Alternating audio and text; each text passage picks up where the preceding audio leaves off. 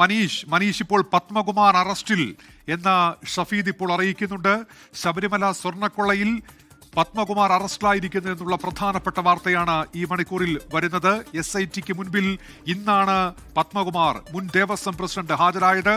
അദ്ദേഹത്തെ ഇപ്പോൾ ഈ സ്വർണ്ണക്കൊള്ളയുമായി ബന്ധപ്പെട്ട് അറസ്റ്റ് ചെയ്തിരിക്കുന്നു SIT എന്നുള്ള വാർത്ത പുറത്തു വരുന്നു. പത്മകുമാറിന്റെ അറസ്റ്റ് ഇപ്പോൾ പ്രത്യേക അന്വേഷണ സംഘം രേഖപ്പെടുത്തിയിരിക്കുന്നു. ഒരു തിരഞ്ഞെടുപ്പ് പടിവാതിൽക്കൽ എത്തി നിൽക്കുമ്പോൾ CPIMന്റെ പത്തനംതിട്ടയിലെ നേതാവായ മുൻ ദേവസ്വം പ്രസിഡന്റായ പത്മകുമാർ അറസ്റ്റിലായിരിക്കുന്നു എന്നുള്ളതാണ് പ്രധാനപ്പെട്ട വാർത്ത. കോടതിയുടെ കൃത്യമായ മാർഗനിർദ്ദേശപ്രകാരം മുന്നോട്ടു പോയ അന്വേഷണമാണ് ഈ ശബരിമല സ്വർണ്ണക്കൊള്ളയുമായി ബന്ധപ്പെട്ട്. ഓരോ ഘട്ടങ്ങളിലും കോടതി അക്കാര്യത്തിൽ നടത്തിയ നിരീക്ഷണങ്ങളുണ്ട്.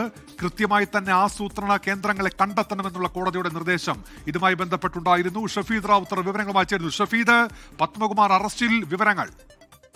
ഉന്മേഷ, രാഷ്ട്രീയമായി വലിയ തരത്തിൽ CPIMനെ പ്രതിരോധത്തിലാക്കുന്ന ഒരു നീക്കത്തിലേക്ക് SIT കടന്നിരിക്കുന്നു എന്ന് വേണം പറയാൻ. അതായത് ഏതാണ്ട് 5 മണിക്കൂർ നീണ്ട ചോദ്യം ചെയ്യലിനൊടുവിൽ തിരുവിതാംകൂർ മുൻ ദേവസ്വം ബോർഡ് പ്രസിഡന്റ് പത്മകുമാറിനെ അറസ്റ്റ് ചെയ്യുന്ന നീക്കത്തിലേക്ക് ഇപ്പോൾ SIT കടന്നിരിക്കുന്നു. പോലീസ് ആസ്ഥാനത്ത് അദ്ദേഹത്തെ വിളിച്ചു വരുത്തിയായിരുന്നു ചോദ്യം ചെയ്യൽ. ആ ചോദ്യം ചെയ്യലിനൊടുവിൽ അറസ്റ്റ് രേഖപ്പെടുത്തി എന്നുള്ളതാണ് നമുക്ക് മനസ്സിലാക്കാൻ കഴിയുന്ന വിവരം.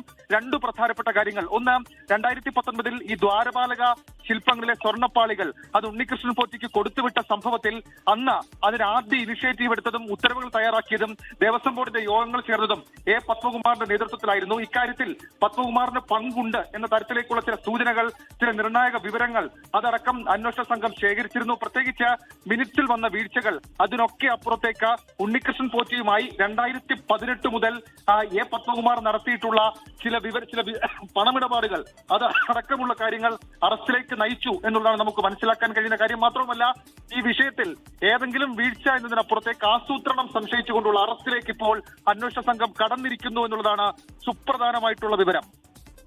ഷഫീദ്, ഇപ്പോൾ ഈ ഉണ്ണികൃഷ്ണൻ പോറ്റിയുമായുള്ള സാമ്പത്തിക ഇടപാടുകൾ അതുപോലെ എന്തെങ്കിലും നടന്നതായി കൃത്യമായി തന്നെ അന്വേഷണ സംഘത്തിന് തെളിവുകൾ കിട്ടിയിട്ടുണ്ടോ? ബാങ്ക് രേഖകൾ, ഇടപാടുകൾ സംബന്ധിച്ച വിവരങ്ങൾ, അങ്ങനെ ഈ സാമ്പത്തിക ഇടപാടുകൾ കൂടി ഇപ്പോൾ വ്യക്തമാകുന്നുണ്ടോ?